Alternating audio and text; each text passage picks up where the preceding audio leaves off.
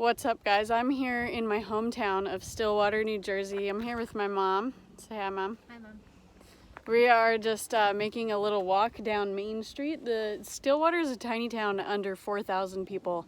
This is where I grew up. It's really big in area too, so it's really rural. It's a beautiful place. And a lot of people don't know that New Jersey has beautiful little towns like this and farmy towns. So I'm going to walk you around Main Street, which is really old. New Jersey is one of the original 13 colonies. And a lot of stuff is here from the 1700s, 1800s. So I'm going to show you some stuff. Okay, so first off, on this tiny little Main Street right here in Stillwater, we have the Historic Society. They open this house up a couple times a year. I can go up to it and see. Let's see when it was built. They keep it really nice and original in there. Dr. Edwin Walter Lands, 1868 to 1952. 50 years of faithful service as a physician. So I guess this was his house. Late 1800s to early 1900s. He lived almost 100 years. No. 1868 to 1952. He's like 90 something. This is one of the original churches and it's still active. We went in there for some 4-H things sometimes, I think, right? I don't remember. Yeah. But that's a really cool, beautiful old building. So we don't have much in Stillwater. We don't have a single stoplight. We don't have a police station. What else don't we have, Mom? That's normal. We don't have a grocery store. We don't really have a lot of amenities. We don't have a gas station? We don't have a gas station. We do have a bank. And it kind of blows my mind that anybody uses it. Do you still go there? No. It's crazy. Crazy we don't have all those things, but we actually have a bank. And then these are some of the old original houses. And they are just beautiful. Old, Victorian homes, really big. They've been maintained pretty well. Old barns in the back. The East Coast old barns are my favorite thing. Look at all those windows on that front porch area of that house. Beautiful. And growing up, a lot of my friends had older houses like these, and they really just were cool. Cool to be inside. Over 100 years old, lots of them. This, do they still farm this field, Mom? Yeah. So this farmer's field here, back behind there, there's a cemetery, the Stillwater Cemetery. And that's actually where my grandpa's buried. Because he's from Ireland and grew up on a farm, and we figured he'd like being by the field. Right, Mom? Isn't that part of the reason? The guy's always out there with his tractor and his plow. It's a beautiful little cemetery, and it's cool because there's stuff in there from the 1600s. Just because this part of the East Coast is so old, founded for so long. All right, like any good small town, we have a liquor store. And my mom was telling me they have milk and eggs in there. So a liquor store plus milk and eggs. It's the closest thing to a grocery store we have. And then here we have the old Stillwater garage. They redo custom cars, old cars and stuff.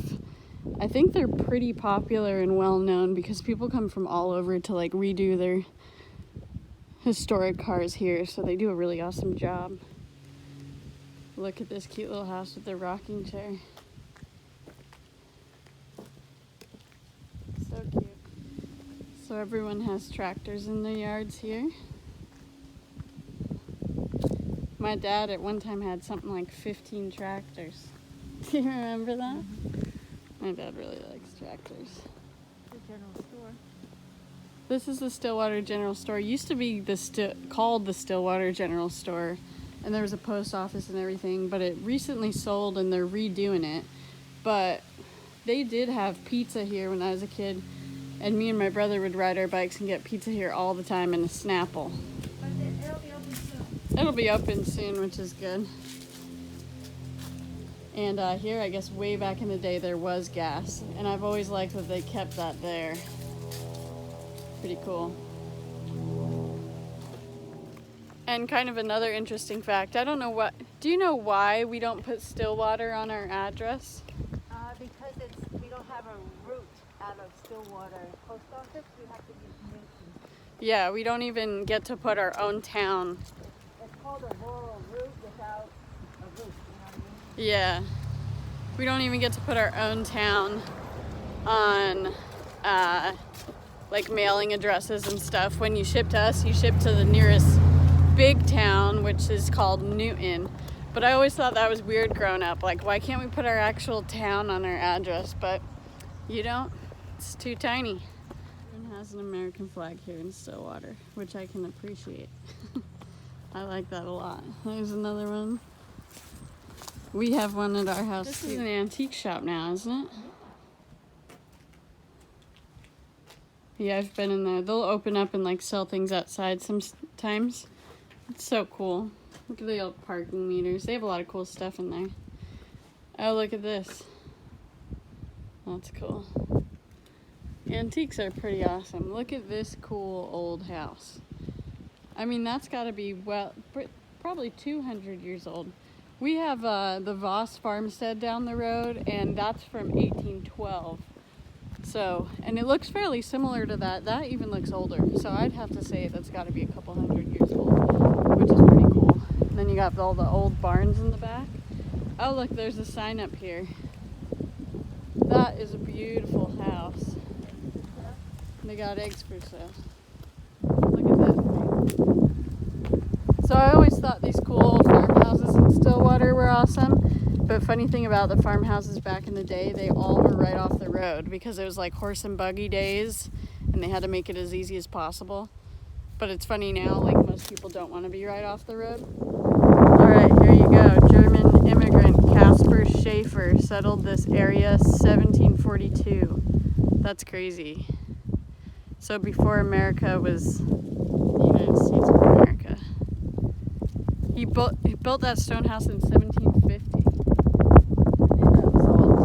That's crazy. Schaefer was one of the 3 delegates from Sussex County to serve in New Jersey's first legislative assembly, 1776 to 79. That's cool. He shipped goods down the Paulnskill and the Delaware. Those are both rivers I grew up fishing, and the Paulnskill's actually right over there.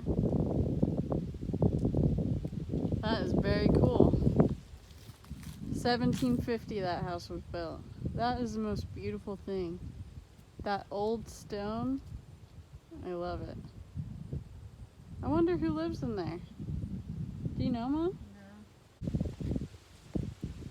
We have some cows back there. Lots of cows, lots of horses in Stillwater. So this house right here, I knew the brother and sister, the son and daughter, the people that owned this place. They were close in age, and there used to be a really cool, pretty fancy Italian restaurant right there, and it actually burnt down, sadly. But it had good food, and they used to open it up for concerts on the weekends. So that was really fun as a teenager, and it was really, really old home, just like all these other ones. So it was a cool building. It's a shame it burnt down. 1861 for that house, so that's a little newer. Look at that well back there. That's cute.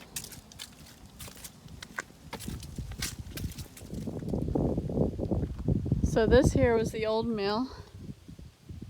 Beautiful old building, and this has always been one of my favorite buildings. I'll show you guys what the sign says so we can figure out how old it is and everything. But it's so pretty. I love that old stone.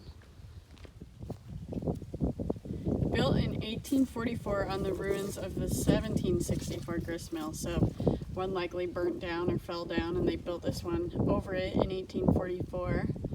Operations ceased in 1954. Schaefer Mill is an important early example of sustainable technology. Very cool. 2009 was listed as National Register of Historic Places. Very cool. So here's the back of it. And you can see, look, the water comes right in. That's so cool.